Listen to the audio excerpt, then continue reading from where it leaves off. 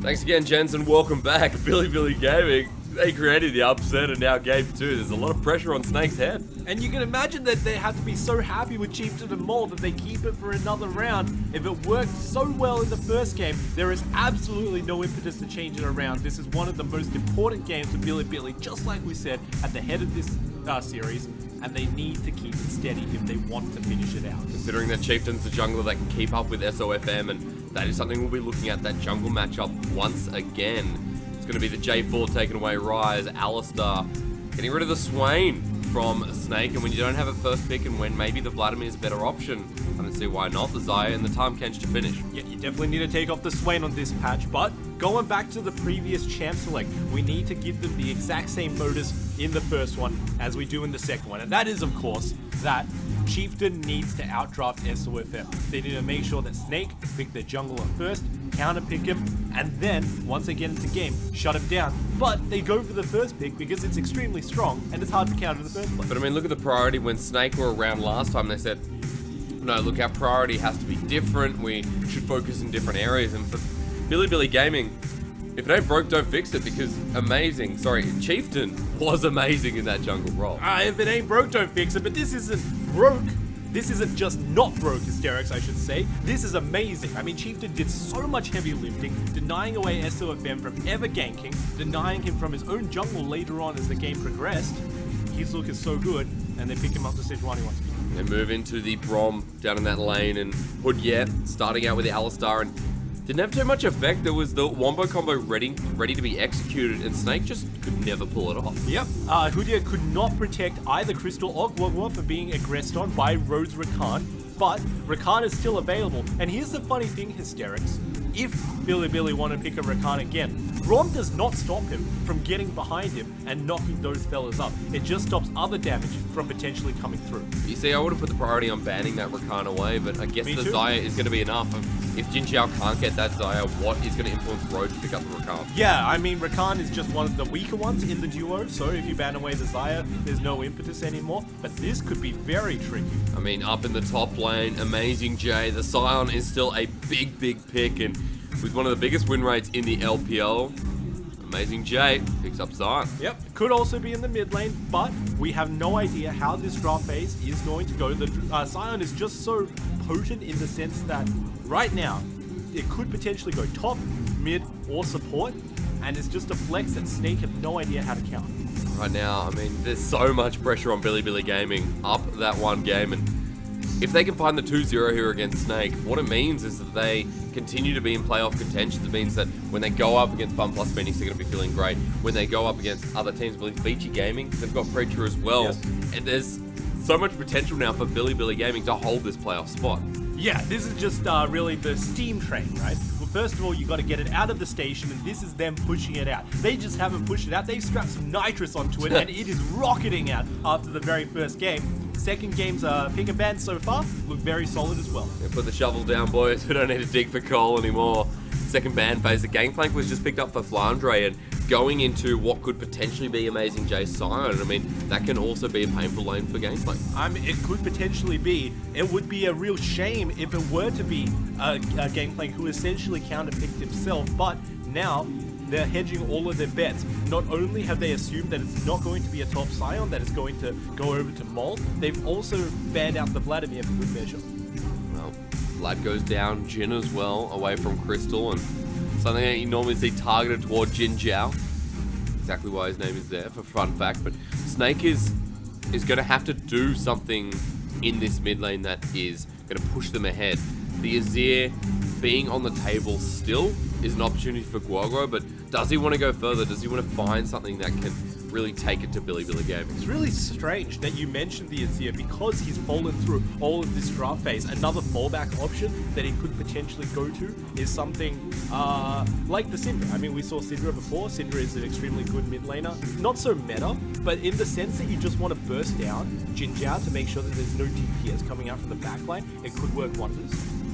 Especially against that Azir. We've seen Syndra quite in rarity, but it's something that can bully out that Azir again.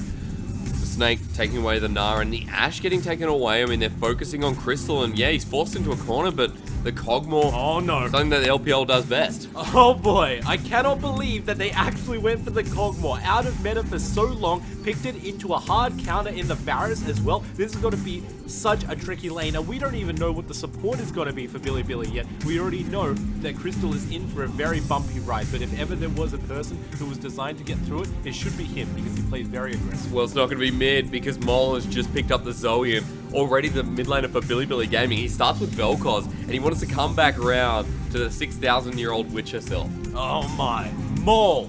He is making a huge impact on this game. Substituting out Athena, bringing him in. Vel'Koz's first game, Zoe's second game. He's trying to make a statement for himself. Well, the Morgana's picked, and that is going to be a Psy on top for Amazing J. So, Road picking up the Morgana with the Varus, I mean, there's so much pick potential on this team composition. Not only the pick potential, but there's also a whole lot of denial away from the pick from Snake. Because if you put your Black Shield onto the Varus, the knock-up from Zax's Elastic Slingshot, gone. The stun from Brom's passive, also gone. It's going to be tricky for Snake to deny away the damage coming out from Jin Jiao. And after all that's said and done, normally you would still lean towards Snake, because you see the Cogmore, you see the Gangplank, and you have to say this is a very good late scaling composition. But after the shellacking that Bilibili gave in the early game, in game number 1, I'm not so sure. And now I'm a little bit concerned Guogo is most optimally going to go onto that Karma mid.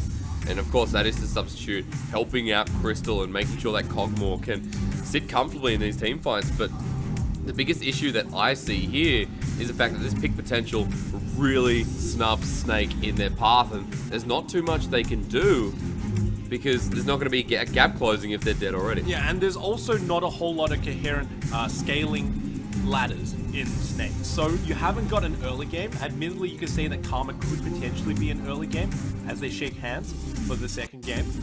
Not really that potent because she doesn't do too much damage.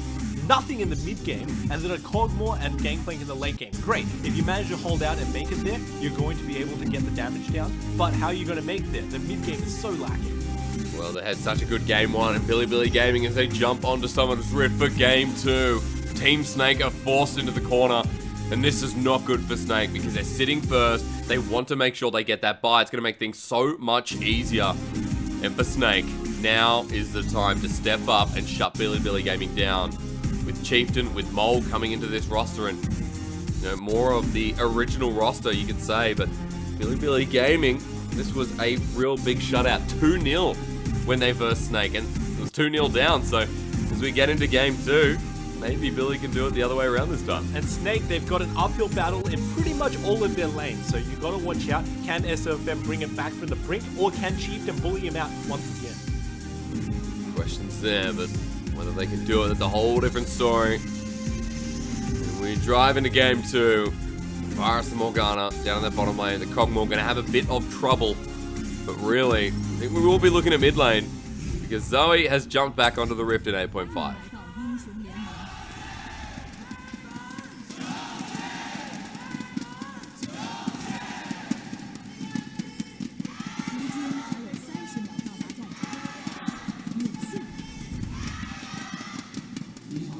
Have to be a fan of BLG to be able to get into this stadium. The fact that it is Snake's home crowd, the fact that it is Snake's own arena. You gotta have the brave nature to get here. But if you are a BLG supporter, maybe you're feeling a bit smug in the crowd because although the numbers outweigh you, your team is standing 1-0, and for the most part, you've also counterpicked every single role. Well, there's some individual lane pressure once again, and from Bilibili Gaming, we said how dominant that laning phase was, and it was for them to come out ahead or even just at bare minimum equal with the laners from Snake. And I think that's what really hurt them, is the fact that they couldn't push ahead, they couldn't snowball, and Snake were stuck in a very difficult position for the rest of the game. And this is no different experience. The fact that they haven't got any early game, the fact that they don't have any control on the top or bottom side of the map is going to be really punishing for Snake. This goes against their usual playstyle. This goes against the usual motif of just winning individual lanes and transitioning into team fights very early on that are forced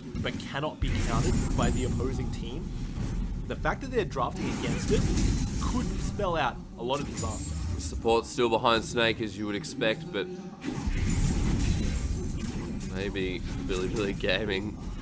People might regret that after this. I'm still very curious because, you know, for the Cogmore lane, for it to come out, Snake once again, they've got so many late game scaling elements and they're going to try and push this game out, but Billy were just so good at forcing last game, and with this composition they're going to be even better because you have, again, that pick composition with a Zoe, with a Varus, and a Morgana just cements it so well. Correct, and most importantly, we have to keep our eyes on the jungle matchup once again. Chieftain versus SOFM. It has to be up to Chieftain to path his way in and to deny away SOFM. Last game, it was into a Skarner. This game, it is into a Zac. Zac is arguably even more punished when he cannot get access to his camps, and more to the point, he cannot care for his camps either because of his low damage and low tankiness early game. I mean, SOFM, he knows this matchup so well. He's played it against SKS, he's played it against many other junglers, but you know, the Zac versus the Sejuani, and it's not always so bad for the Zac. There's a lot of pressure that can be applied, but for Chieftain, he's just had one dominant game already, and I'm a little bit concerned that his comfortable pick was prioritized yet again.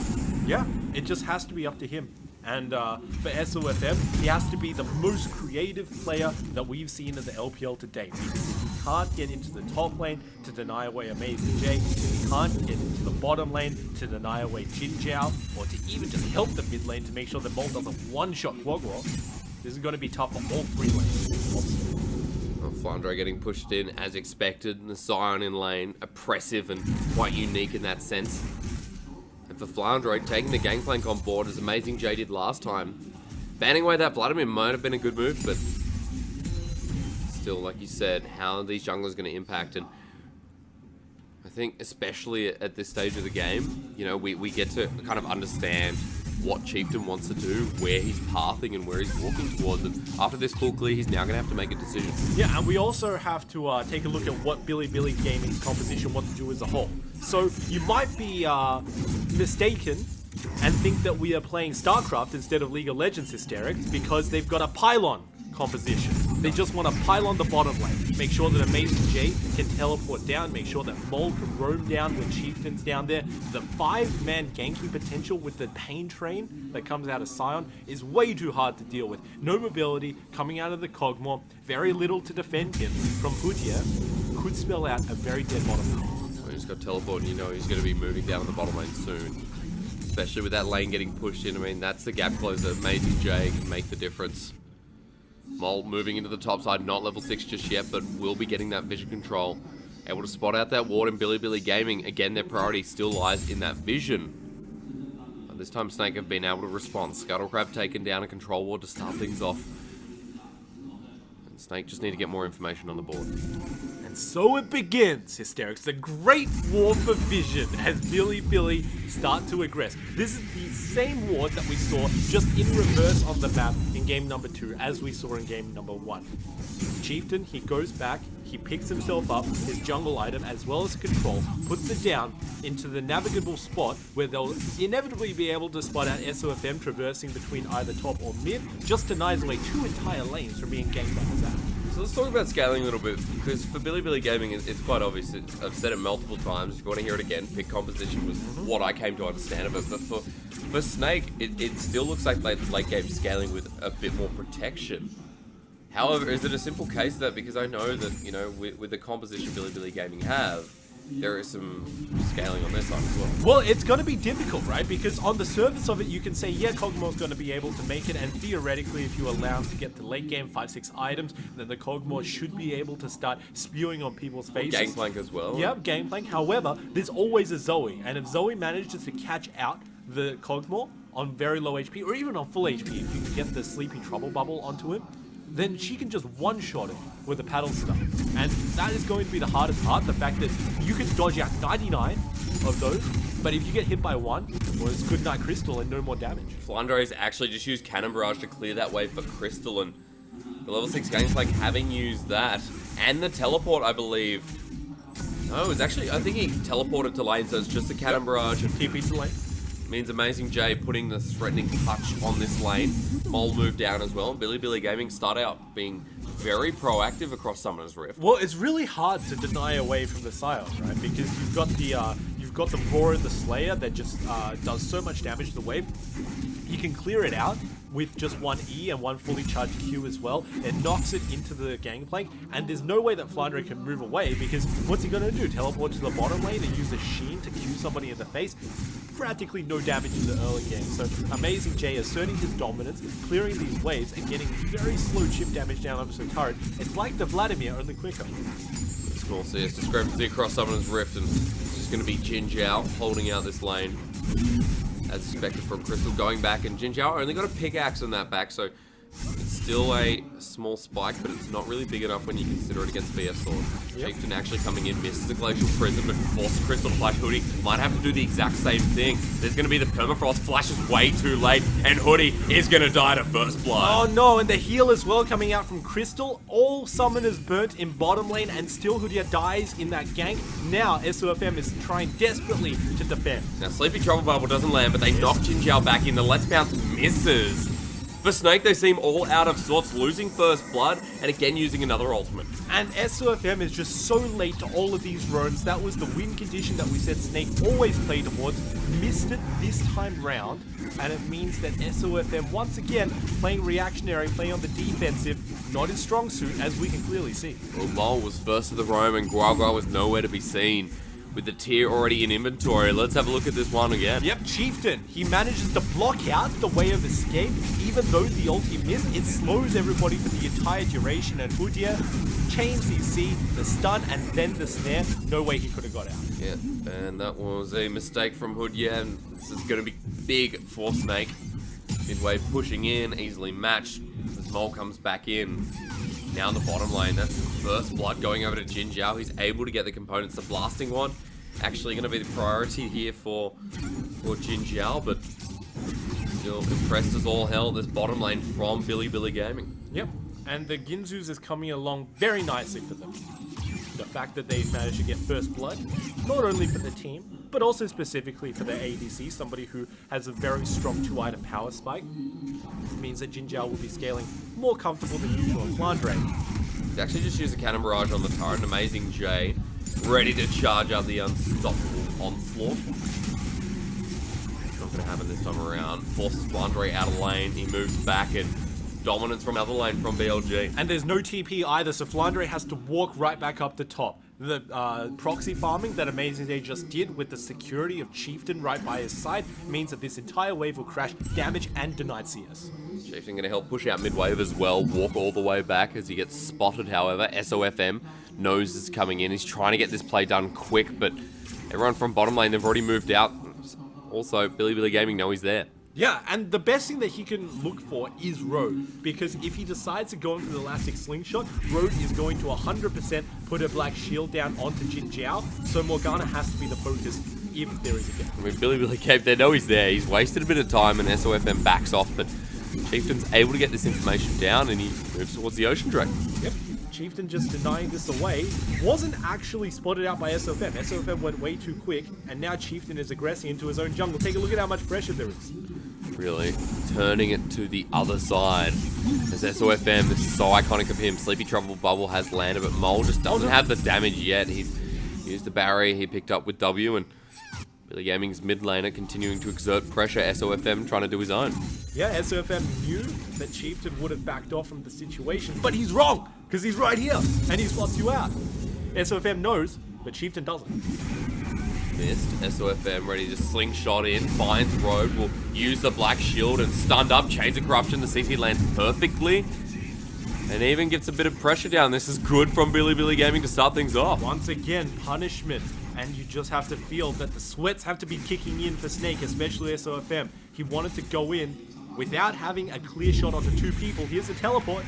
This is going to be a collapse onto the bottom lane, and Crystal and Hoodia, they know that SOFM is low. Jumping in, the Glacial Prison, they've gone onto Crystal. He's the first one dead. The second one for Billy Gaming. Let's Bounce is going to be corrupted as Mole goes down, but the trade's just not good enough. Flandre has joined in the fight, flashes immediately. Down he will find the end of his maker. Guago, although he gets a trade for Snake, that is a 4-4-2. Amazing Jade starts the pain train. Guago forced a flash. Oh no! And Snake, they haven't looked this out of sorts in a long time. But for Billy Gaming, they look clean. with an essential ace to kick things off. And that's what we were looking for, Hysterics. The 5-man pylon in the bottom lane. They played that perfectly, and they managed to dive the turret. Unfortunately, one of them fell, but it doesn't even matter because it was a very delayed ace, killing almost everybody who showed up for the side of Snake. You got to be wondering, why exactly did they try to defend it? And more importantly, why did Flandre teleport? There's the ward that Chieftain put down, and the double TP, because Zoe also brought it along for the fight. Blocked away SOFM, no way that he could join. And it's just a dive waiting to happen with no repercussion whatsoever as Amazing J tanks everything up and Jin Jiao is left unchecked in the backline. I think the biggest thing is that Billy Gaming were there first. They were the most proactive, and Snake should have seen that play coming, but because Billy Gaming were just so fast on it and so quick to really turn that into a 5-for-2, I think Snake have to wonder what the hell's going on. A 3k gold lead just about. And Billy Gaming, they take the lead nice and early at 13 minutes.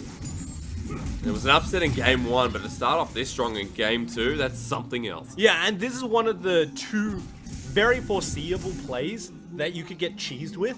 Obviously, this first one is the fact that you can get Unsealed Spellbook on your mid laner, pick up Teleport. As soon as you see your opposing mid laner pick up Teleport, you should be moving away from bottom lane. Because the second that your jungler goes to gank that bottom lane, he puts down a ward and double TP comes across. The other one is, of course, busting down a turret with Herald and then ganking it. But we might see that later on. I mean, BLG, for this series, have been so creative, which is not usually their strong suit. Creative is a 303 virus as well, and with all this creativeness, Jin Jiao is so far ahead. They've pushed down that top lane turret. They're going to push in a second tier, and Snake haven't even got the first tier down in bottom lane. They haven't cracked a single objective in a building. There's 4k gold lead.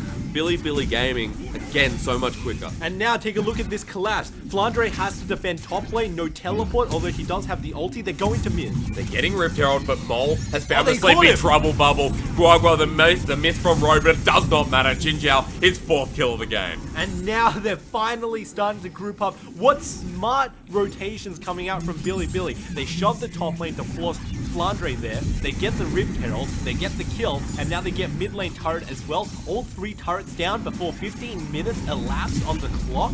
Hysterics. This team is on fire. All outers. They find the Glacial Prison. Uni has to use the cleanse, but it does not matter as he flashes over the wall. A summoner for an ultimate. Worth any day of the book. Billy Gaming, they're now pushing the second tier mid, and this is surely going to find its end. Yeah, wow. The fact that they got 2 turrets off that push because of the sloppy lack of rotations from Snake. The bottom lane weren't there. Flandre was topside and didn't even use his cannon barrage. He just allowed 2 turrets to fall. It's huge. If Snake cannot find a victory in this series, could be the difference between them going first and second and finding such a harder matchup. No semi-final bye. The longer run, a longer road. In Billy Gaming, they want to deny that here and now. They want to keep themselves in playoffs. And this was a match that we said Billy Gaming are probably not going to win. We doubted them before we came on and we started casting this. We're definitely not the only ones, Preacher. But the expectations have been thrown out the window when Billy Gaming stepped on Summoner's Rift today. Yep, and Billy, this was the hardest one out of all of their matches remaining. For clarification, they still have Fun plus Phoenix, they still have OMG and Vici in order to fight their way to the end of the split. Whereas Snake, after this game, still have Fun plus, they have OMG, and they have WE. Yep. If they lose this game against Billy Gaming, this could be a very tough loss to handle as they work their way towards the Kings of the Hill in WE, who haven't been performing recently, but could pick up a win after they get emboldened from this. But not just that, I mean, Billy Gaming, if they're able to defeat Snake, then you have to say the Western Conference is getting shaken up a little bit. Excuse me, Billy Gaming are this team that they're always creative, but not this creative, not this level. Snake finally cracked the top lane turret, but Billy, they're already quick to respond in the bottom lane. Yeah, and it kind of looks like they need a Chieftain and Mole to come back in. Here's this ulti. Cannon barrage, but look, here comes Mole rotating around, and yeah, there it goes, jumps in. Ooh. Was expecting a little bit more, but with the Unbreakable denying a lot of that damage, Mole has picked up a redemption, will be able to redeem himself in likewise. The Ocean Drake now going to be targeted. The first dragon of the game also goes over to Billy Gaming. And this is ridiculous, right? They are stripping the entire map away from Snake, and this is what we were talking about in game number 1. It's a complete mirror of what just happened. A denial away from SOFM, no clear path for him to gank. He tried to gank the bottom lane to no avail, tried to hold mid lane, no avail once again. The dragon's being denied away. He just looks like he's a headless chicken running around, not knowing where to go. Maybe someone took those chickens away from him, Breacher. It's got to be SOFM who steps up in this game, who steps up in this series. If anything, Chieftain has been clean. He's got almost 100% kill participation. And look at the result. Jin Zhao is now 4-0-3, has Wit's End at 17 minutes. If you fight Varus now, you are going to lose. There is no doubt about it. If Jin Zhao is unchecked in these fights, Snake is going to lose. And realistically, who's going to check him, right? You have to take a look at the team. The only person who can get anywhere close, even remotely, to the backline is SOFM. And he is not tanky by any stretch of the imagination. Cinderhulk and also Merc Treads as the only defensive items in his inventory. Nah, there is no way that he is getting onto the backline of Jin Zhao. So much protection for him that one black shield out of road is enough to just deny away all of the CC. And Jin Zhao, he's just got to be able to output so much damage. So, Snake need to pick some member of the team, preferably so far away from Jin Zhao that he can't output DPS. Maybe we need to start questioning itemization from Snake because there's a Frozen Heart over on Amazing J, and that is going to be so painful for Crystal. Frozen Heart for Jin Zhao, that would deny a lot of the damage considering that attack speed. Yeah, it's a hard counter. SOFM has found his way in, but maybe not where he wants to be. Chieftain ready for the engage, and Snake, they still back off. They cannot take a fight right now. They can't take any fight, and they lose their entire presence in their own jungle, Hysterics. They can't even go into the top side. Guess which camp is there? The chickens, by the way. They can't go there. They can't go into the bottom side, and now the rotation from Billy onto top.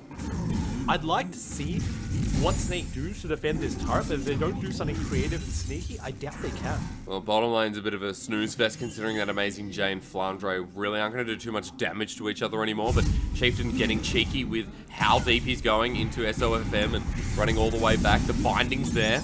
And this is what we were saying, right? The fact that there is no clear, concise path to scaling for Snake. They've got the scaling, but how do they get there? Well, I don't know, and it looks like they don't know either. They can't really get there. They're losing everything on the map, and now Crystal's caught. The Unbreakable's going to deny the damage, but that's not their target. Crystal is. He goes down, and immediately Snake on the back foot again. This teleport going to keep the minion alive, and this turret should surely go with it. Yeah, the turret's just going to go down as well as Crystal. It looks kind of like a one-sided affair, doesn't it, Hysterics? You wouldn't think so, though, because Snake had just been such a dominant team in the 2018 Spring Split, and Billy Gaming has been hot and cold. This is definitely one of their hot games.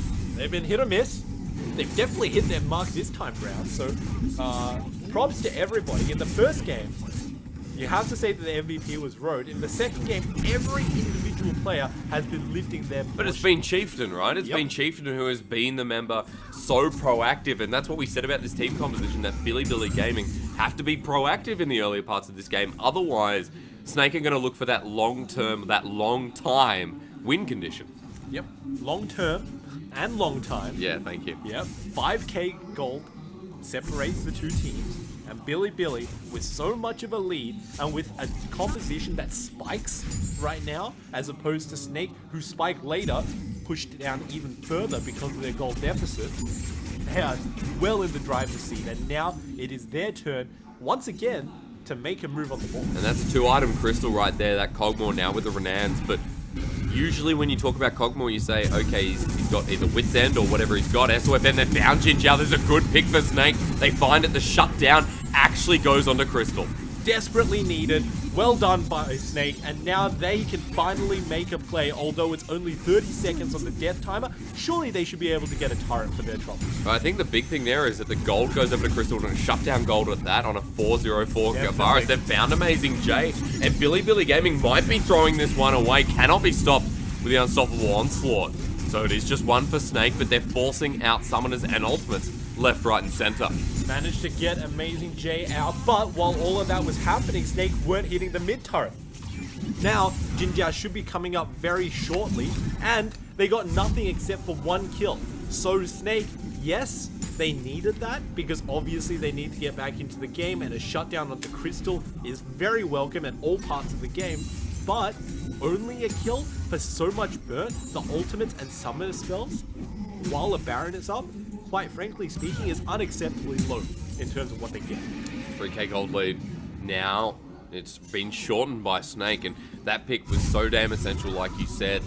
QSS picked up by Crystal, so he's optimized to keep himself safe. And now with the Ardent Sensor from Guoguo, this is the difference for Snake that could potentially bring them back in. The fact that there is an edge that Snake is starting to build up. Yeah, gotta be absolutely honest with you, Hysterics. Not a huge fan, because you manage to get shutdown gold and then you spend it on an item that gives you no combat stats going into the team of BLG. If you get caught by Chieftain, then you use it to get out of the ulti. But then the question goes down to, why didn't you just pick an ADC with a dash? And yeah, that question is much more important than why did you spend your shutdown gold on a QSS. So Crystal has to prove that he is worth the gold that they invested onto him. I guess realistically you say that he's been caught out twice, and both of those times there's so much CC on the side of Billy Gaming that it's a necessity for Crystal. Maybe at which point he picks that up was more of a valuable question, but let's see how it works out for him, because now a fight is brewing with Billy Gaming. They've found Crystal again. You have to use the QSS. Finally, it saves him out though, Preacher.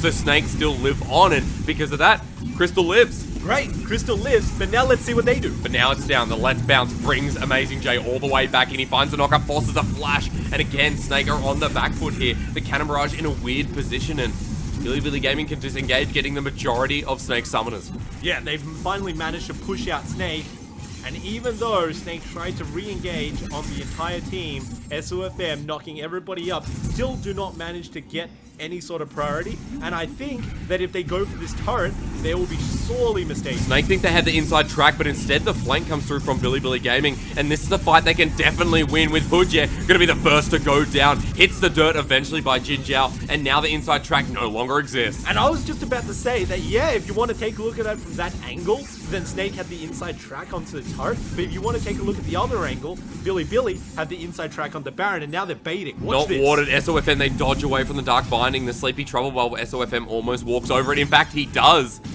But it's going to be blocked by Snake. Billy Gaming start walking towards Baron, and this is going to be a hard play. Has to be very safe from everybody on Snake. But landed again. The Sleepy Trouble Bubble's there. Has to use the QSS. Oh, man. There had to be a cleanse that time. To summon a cleanse. Yeah, that's it. Sorry. Still, every single step that they take, Snake are just being aggressed on. There's so much pick potential combined between the Zoe. They're doing it again. They're not going for Baron. They're just looking for the pick, and they've found it. Onto Flandre. He's the next one to hit the dirt, and Chieftain playing a rocketing game. He's actually found Crystal. This time, there's no QSS for Crystal. He's locked down, nowhere to go. SOFM's getting the heck out of there. And Billy Gaming, Hujie just respawned. Give him a break. SOFM no longer the target. It's Hujie who has to flash. Oh, the dude has a family. Come on, guys. He's just been sniped down. And Guogo, although he does get road, Billy Gaming take this opportunity to welcome themselves in to the base of Snake. Flubber, there's the droplets. He finds his maker as well. Mo picking that one up. And Billy Gaming, creative more so than ever. And look at the pick potential being layered one after the other from Billy Gaming. They are throwing out wild Dark Bindings from Morgana. They are throwing out wild Sleepy Trouble Bubbles from the Zoe as well. And if either of those two land, then the Chains of Corruption come out. The Sejuani ultimate comes out. They're both 100% guaranteed onto the side of Snake.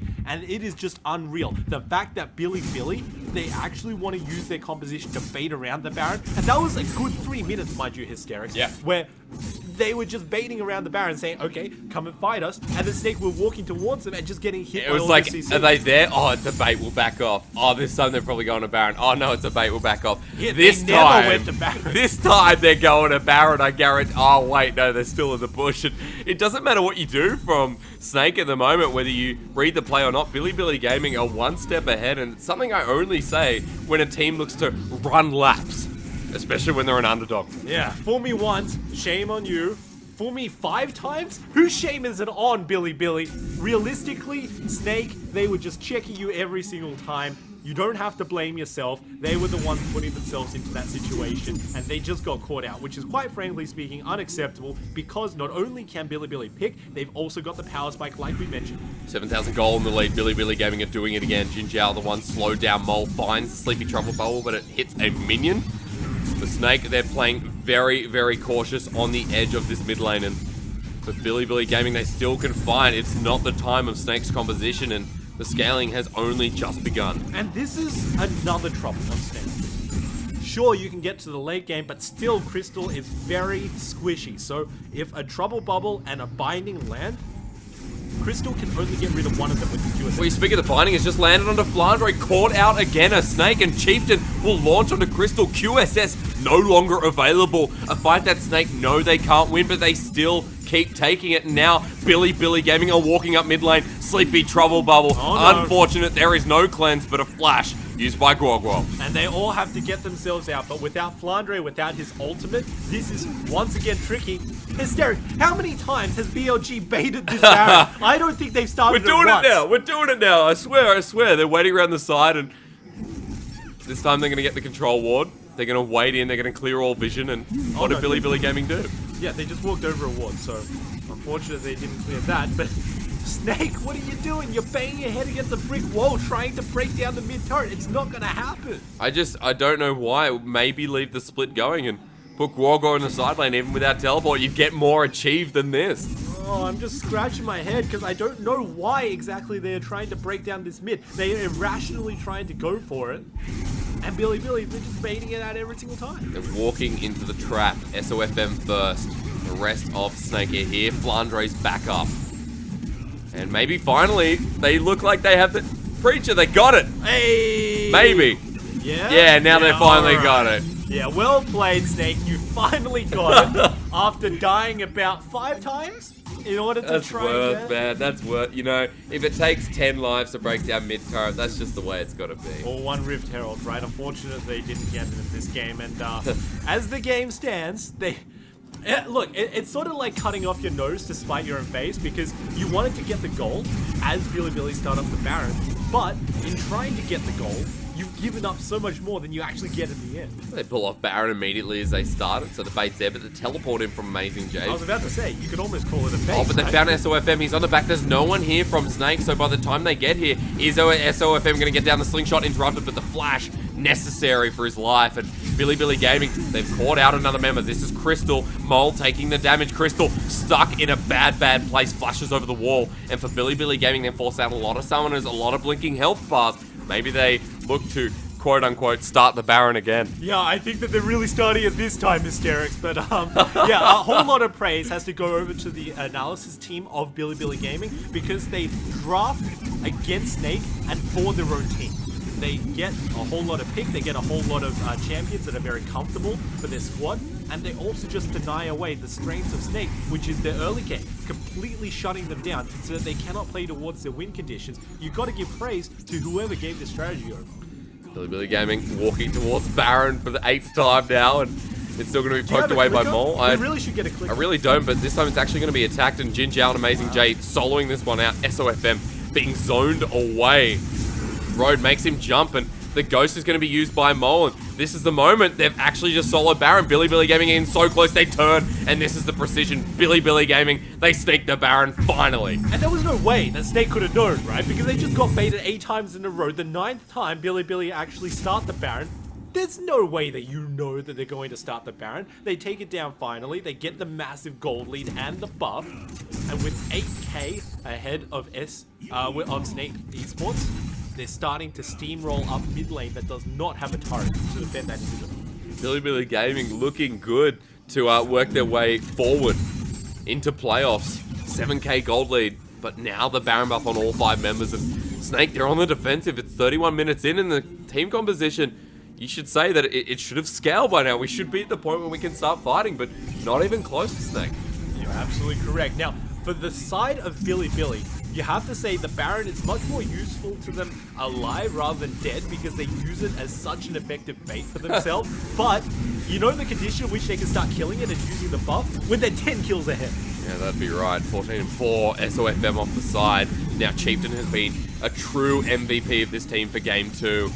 Billy Gaming moving around bottom side. They find the biting SOFM. He's front row and center. Mole is there as well. Takes a chunk of damage, but SOFM now has to get back to the Nexus. It's just ridiculous. When one piece of CC lands, all of them come through. Sleepy Trouble Bubble. You got Dark Binding, Chains of Corruption. You got the E coming out from Sejuani because she had enough time to order you a billion times. It's just so hard for anybody who gets picked out from Snake. All of them are dancing a very tight dance, and if they make one wrong move, tap out. Right now, Billy Gaming happy to be alive. May have found Amazing J. Walking forward was Crystal, and he'll back off. Remember that Amazing J isn't so tanky. He's just got the armor, but Kog'Maw with the mixed damage. Road gets the binding. Again, Billy Gaming poking out. Remember, we talked about this poke composition, and from Mole, you can see why it's so dangerous. They walk into the base, and Snake have to back off. And Amazing J is on full health, thanks to the Warmogs. If you don't take him down 100-0, he just gets back up. Yeah, managed to see that one in the nick of time. SOFM has really struggled in this game too. Chieftain is the front line that Billy Gaming deserve. 2 inhibitors now down. Baron buff utilized so damn well. 7k gold lead continues to grow. A minute left. They're going top lane. This is crazy. With all of this pressure available, they want to keep their... Oh no. You could have gone a little bit further, AJ. Look, if we have to criticize, we have to say, AJ... Oh, 208, 3 items on, but Yeah. you hit an ult into a turret. Look, you have to curve it. Fine. You got to drift around the wall, man. You get the ultra track drifting. That's true. They take their eyes off of the Cloud Drake because it's not important to them whatsoever. But still, this is really good from Billy Gaming. They know where the priorities are, and it's a testament to how well they're playing here today. 33 minutes in, Baron up again. Sorry, Baron just expires in 30 seconds, but after that, a couple of minutes, and it'll be back up and available. Remember how we said the junglers was the important matchup? Well, Chieftain definitely one of these 2k gold ahead, 2-0 and 10. 3 item Sejuani versus a almost 3 item Zac, and see who wins. And now, they've got enough time. Snake needs to shove out the bottom lane and also the mid lane to make sure that top lane has some room to get cleared. They didn't do it from mid, so now we have to see just how much they can defend. Because as soon as mid lane comes up and starts crashing towards the next turrets, that's going to be punishing the Snake. Well, the Sleepy Trouble Ball forces SOFM out, and that means this is a free turret if Billy Gaming can get their next minion wave in. Everyone's so tanking. Amazing J happy to really absorb all this damage, and bottom lane's crashing, mid lane's crashing. They're struggling to defend, and Snake Esports, they're on the end of their rope here. This is a dangerous moment for them. And Crystal had to go Lord Dominic's regards, pretty much third item on this Kog'Maw. He's not doing any damage, and he's just getting outclassed by Jin Zhao in every aspect. They're going to find the third and final inhibitor. Last thing on the list are the Nexus turrets, and with the minion waves all crashing in, it's not looking good for Snake. In fact, they're all on the defensive and are unable to push out Billy Gaming. Crystal moves forward, and Mole is going to try and find the big Flandre in so much trouble. The Ignite's there. The Glacial Prisoner finish off Mole. Misses that snipe, but for Billy Gaming, they want to end it here. They want to create the upset, and Road is pulled back. He could be the next kill, and finally, Snake find a pick. They get them out. A second one. This is the turnaround. Crystal runs forward. Snake managing to defend, and a huge triple kill going over to Crystal. But how far can they keep this game going? If they can get to maximum build, then you gotta give them so much props for that. But given the whole landscape of the game and the build path for Snake, it looks way too far off. See bigger comebacks in the LPL though, Preacher, so I wouldn't count it out right now for Snake. Billy Gaming, they're gonna get the Cloud Drake finally, and a double elemental game where Elder will be next. Baron up in a minute 30, and Kog'Maw starting to come online. And that's the most exciting part of it, because if Crystal can stay safe, he can output the damage, and Snake can definitely come back in. Let's talk about their condition again. 4 or 5 items, and Snake start coming online. Well, you most certainly can. Let's check this out. They go way too aggressive, try to end the game well before they can, and Road just gets critted out of his life by the Gangplank Barrel. After that, there's no defense for any of the other members, so CC can be layered by Hudia onto the members of BLG. Convincing game 1. Game 2 hangs on the edge of balance, and only a 5k gold lead now. Elder's coming up. Baron in 50 seconds. The moment for Billy Gaming has arrived. They need to put the nail in this coffin at 36 minutes in. The longer this game goes, the more troublesome members like Crystal and Flandre will be. But they found the pick again. Pick composition working at full capacity. It's again Hoodie caught out the Let's Bounce. Gets SOFM to safety, but that one pick, that could be all they need. And just play safe, guys. From this point onwards, take down the inhibitor, go to the Baron, and just dot your I's and cross your T's. If you do that, and if you make sure that you move as 5 so you don't get picked by Snake, there's not a whole lot that Snake can do. Maul gonna walk up towards this top side. They don't want to walk towards the Baron Preacher. They want this minion wave to crush and maybe look to end, but thought process kicks in. Baron up in 5 seconds, they start walking. Yep, it's just a very guaranteed win. I mean, okay. You might as well have a little bit of fun, right? Well, Maul got sent flying backwards, but yeah, if you want to call it fun and maybe what could have been a following up Snake. I guess so. This Baron, this should be free. SOFM's in the mid lane and he showed himself, and there's no way Snake can contest this. Another Baron going over to Billy Gaming. We begin again. We begin anew. So they're back. Let's take a look at their items. Hysterics. Not full build, but why would you be? Because it's only 38 minutes. Such a massive lead. Nothing particularly stands out other than the banner and command from Road. The downside of having all inhibitors down is the fact that you can't actually buff up any of the cannon creeps because there are no cannon creeps. They're all super creeps. I wish you could ban out the. I wish you could banner the super creeps. Can you imagine that? So they just like one shot. They do like 1k damage every time they hit a turret and dies. Hashtag balanced. You could, there's a condition you can do one super creep every 10 minutes, or you can do the usual cooldown of banner and command. Interesting. You should be a dev. Yeah, no, because that would be a horrible you know, like that would be absolutely horrible. Once 10 minutes, you just win the game. Yeah, every 10 minutes you win the game. They found the pick again, the engage, but they've brought back amazing. Crystal gets a kill again, amazing Jay with the passive. They get the Cogmore though. This is a big trade-off. Billy Gaming, just when they're falling back, they've managed to claw it back in, and because of that, the inhibitor will join with it. Oh, Jinjiao, he stood on the edge of it. So he didn't get healed. No, he did get healed. But only just. Yeah.